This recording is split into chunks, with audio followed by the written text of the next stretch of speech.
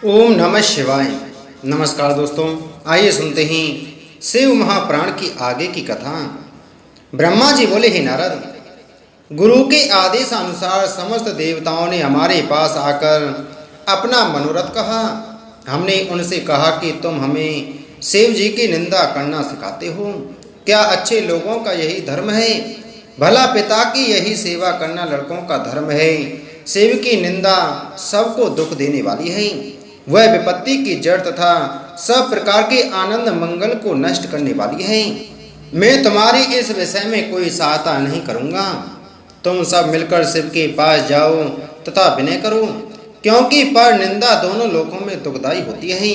यह सुनकर वे सब कैलाश पर्वत में जाकर शिव की प्रशंसा एवं स्तुति करने लगी। वे बोले, हे विश्वपति, हिमाचल आपका बड़ा भक्त है।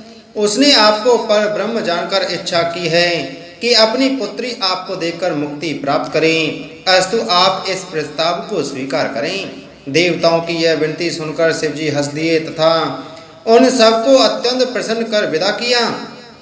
इसके पश्चात वे अति सुंदर ब्राह्मण शरीर धारण कर हाथ में श्वेत रत्नों की माला पहने, मस्तक पर तिलक लगा, गले में सालग्राम की मूर्ति डाल, उत्तमोत्तम वस्त्र धारण कर वैष्णवी वस्त्रों से भूषित हो अति चतुरता से हिमाचल के घर गए। हिमाचल के सपरिवार उनके आदर के लिए उठ खड़ा हुआ। पार्वती ने उस ब्राह्मण रूप की बड़ी भक्ति से पूजा की। उन्होंने पहचान लिया कि ये शिव ही हैं। ब्राह्मण ने आशीर्वाद देकर कुशल क्षेम पूछा। तब हिमाचल ने उनसे कहा, हे महात्मन, आप कौन हैं तथा किस कार्य से आए हैं? ब्राह्मण रूपी शिवजी ने उत्तर दिया, है राजन, मैं ब्राह्मण हूँ और पर्यटन करता रहता हूँ। मैं अपने गुरु की कृपा से तीनों लोकों को पहचानता तथा सब बातों को जानता हूँ। मनुष्य तीनों लोकों में कोई काम करता है, मैं उसे अपने मन में ही जान लेता हूँ। ब्राह्मण ने कहा, हे राजन, तुम्हारी यह प्रबल इच्छा है कि पार्वती का विवाह शिवजी के साथ हो। मैं तुम्हारे भले के लिए कहता हूँ कि तुम ऐसी रूपवती गुणवती कन्या को ऐसे बुरे एवं निर्गुण व्यक्ति को क्यों देते हो, जिनकी सेवा संपूर्ण सृष्टि देवता मुनि दैत्य सिद्ध आदि सब करते हैं? उन विष्णु के ही साथ इसका विवाह करना उचित है। इस विषय में तुम अपने भाई बंधुओं से परामर्श ले लो। यदि तुम यह कहोगे कि पार्वती को शिव के अतिरिक्त अन्य पति स्वीकार नहीं है, तो यह बात स्पष्ट है कि रोगी को कुपथ्य ही भाता है, कोई गुणकारी औषधि रुचिकर नहीं लगती। यह कहकर ब्राह्मण रूपधारी शिव वहां से चल दिए। उस समय हिमाचल के नेत्रों से दुख और चिंता के अश्रु बह चले। तब मैना ने हिमाचल से कहा, हे स्वामी, मेरी बात सुनो, जो अंत को अच्छी फलदायक होगी। आपको यही उचित है कि सब पर्वतों को बुलाकर उस ब्राह्मण के कथन के विषय में अवश्य पूछें, क्योंकि उसकी बातें सुनकर मुझको बड़ा संदेह हुआ है। जब तक यह बात स्पष्ट न होगी, मुझे बहुत ही भय बना रहेगा। आप भी ब्राह्मण की बातों पर अच्छी प्रकार विचार करें। यदि ऐसा ना किया तो मैं या तो घर त्याग कर वन में जा रहूंगी या विष खाकर मर जाऊंगी। मैना ने यह कह अत्यंत कुपित होकर पार्वती को साथ ले कोप भवन में जा बैठी। हिमाचल मैना का यह चरित्र देखकर अत्यंत दुखी हुए तथा उसके पास जाकर अनेक प्रकार से समझाने लगे। उन्होंने समझाते हुए कहा कि तुम इस प्रकार कोप भवन में क्यों पड़ी हो? फिर हिमाचल बड़ी आश्चर्य में पड़कर सोचने लगे कि शिव ने यह चरित्र कैसा किया। ब्रह्मा जी ने कहा, हे नारद, इस दशा को देख हिमाचल के परिवार के सब लोग तथा नगर निवासी अत्यंत व्याकुल हुए। देवता भी आपस में यह कहने लगे कि क्या करते हुए यह क्या हो गया। तब सब स्त्री पुरुषों ने भगवान सदाशिव का ध्यान धरकर प्रार्थना की कि हे प्रभु, आपने जो कुछ किया वह सब लोगों के लिए शुभ हो। गिरजा भी बहुत उदास होकर शिवजी का स्मरण करने लगी। उस समय गिरजा की चिंता को देखकर शिवजी ने सप्तऋषियों को स्मरण किया। शिवजी की आज्ञा का पालन करने के लिए वे शीघ्र ही आ पहुँचे। वे अपने संपूर्ण शरीर पर भस्म लगाए थे तथा हाथों में माला लिए थे। वे अपने मुख से शिव शिव उच्चारण कर रहे थे। उन्होंने आते ही शिवजी को प्रणाम किया। तदुपरांत हाथ जोड़कर प्रार्थना करते हुए बोले, हे प्रभु, आप हमें क्या आज्ञा देते हैं? यह सुनकर शिवजी ने उत्तर दिया, हे ऋषियों, तारक दैत्य के संहार के निमित्त हमने गिरजा के साथ विवाह करने का निश्चय किया है। अब वह समय निकट है। आज तो तुम हिमाचल के निकट जाकर उनसे तथा उनकी स्त्री से हमारे विवाह के लिए कहो। हे नारद, यह सुनकर सप्तऋषि अत्यंत प्रसन्न हो परस्पर यह कहने लगे कि हमारे भाग्य धन्य हैं, जो सृष्टि का उपकार करने के निमित्त शिव जी अपने विवाह का संदेश पहुंचवाने के लिए हमें हिमाचल के पास भेज रहे हैं। इस प्रकार कहकर वे हिमाचल के समीप जा पहुंचे। हिमाचल ने उन्हें दंडवत प्रणाम करने के उपरांत आने का कारण पूछा। उस समय सप्तऋषियों ने उत्तर दिया, हे हिमाचल, शिवजी संपूर्ण सृष्टि के पिता हैं और गिरजा सबकी माता हैं। संसार के कल्याण करने के निमित्त शिवजी गिरजा के साथ विवाह करना चाहते हैं। अस्तु तुम गिरजा का विवाह शिवजी के साथ कर दो। इस संबंध में ब्रह्मा जी ने शिवजी से बड़ी प्रार्थना की थी तथा गिरजा ने भी कठिन तपस्या करके उन्हें प्रसन्न किया है। तभी शिवजी यह विचार करने को प्रस्तुत हुए हैं।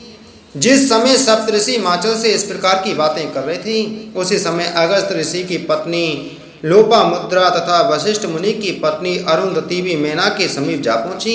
उन्होंने देखा कि मैना महामलिन वस्त्र पहने अत्यंत दुखी हो कोप भवन के भीतर पृथ्वी पर पड़ी हुई है। यह देखकर उन्होंने मैना से कहा, हे मैना, तुम उठकर हमारी बात सुनो।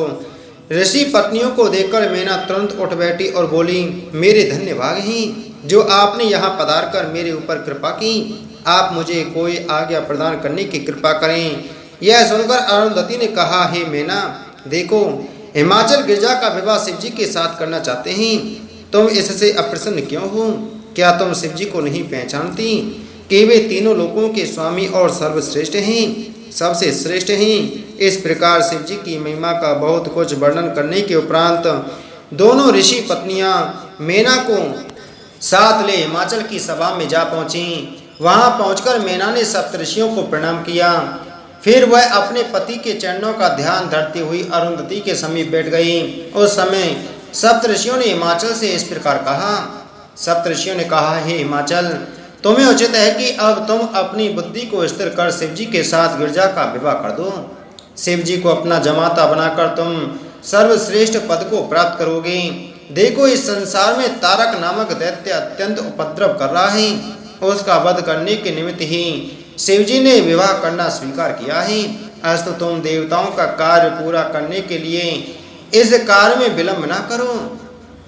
यह सुनकर हिमाचल ने हाथ जोड़कर उत्तर दिया, हे ऋषियों, मैं आपसे एक बात पूछना चाहता हूँ कि वे संसार से विरक्त वनवासी अवधूत तथा अशुभ वेशधारी हैं। भला मैं ऐसे व्यक्ति के साथ अपनी कन्या का विवाह कैसे कर दूं?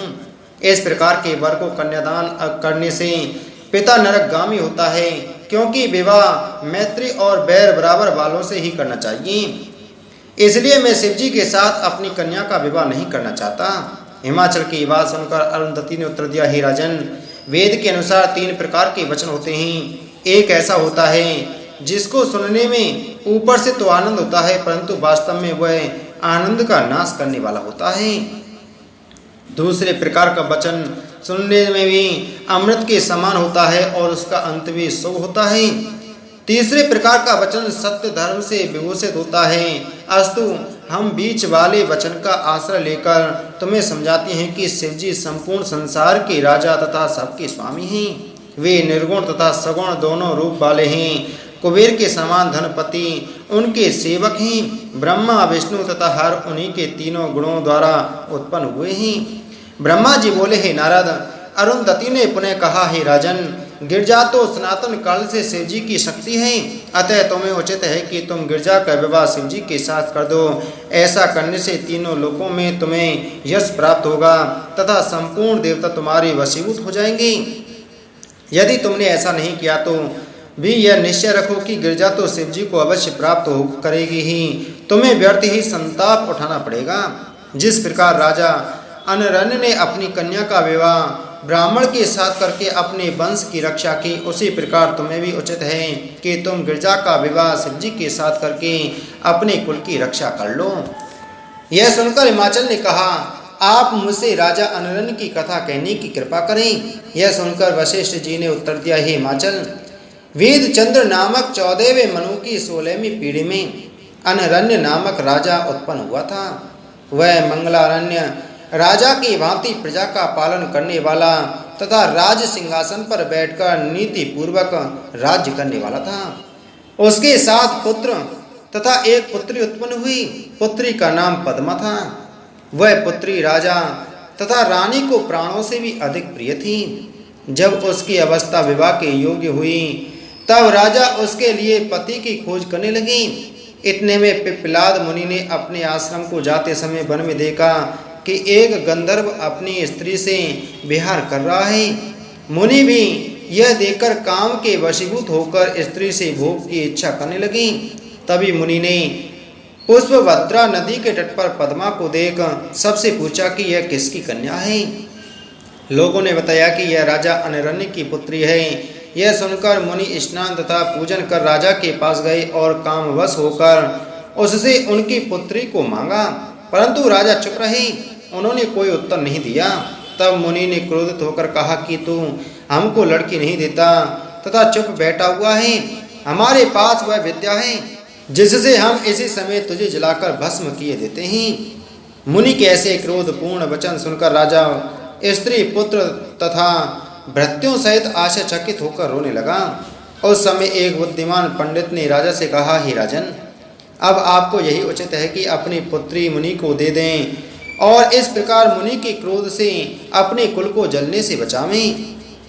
तब राजा ने पंडित की बात मानकर अपने कुल की रक्षा के लिए पुत्री मुनि को दे दी। इसलिए हे हिमाचल, तुमको भी यही करना चाहिए। अब विवाह के शुभ मुहूर्त को केवल 7 दिन शेष रह गए हैं। उस दिन मृगशिरा नक्षत्र, चंद्रवार, उत्तम योग, करण तथा केंद्र के शुभ ग्रह हैं। उसी समय लग्न का स्वामी अपने स्थान पर आएगा। यही अति उत्तम मुहूर्त होगा। उस दिन तुम गिरजा का विवाह शिव के साथ करा दो। इस प्रकार समझाते हुए सप्तऋषि 3 दिन तक वहाँ ठहरे।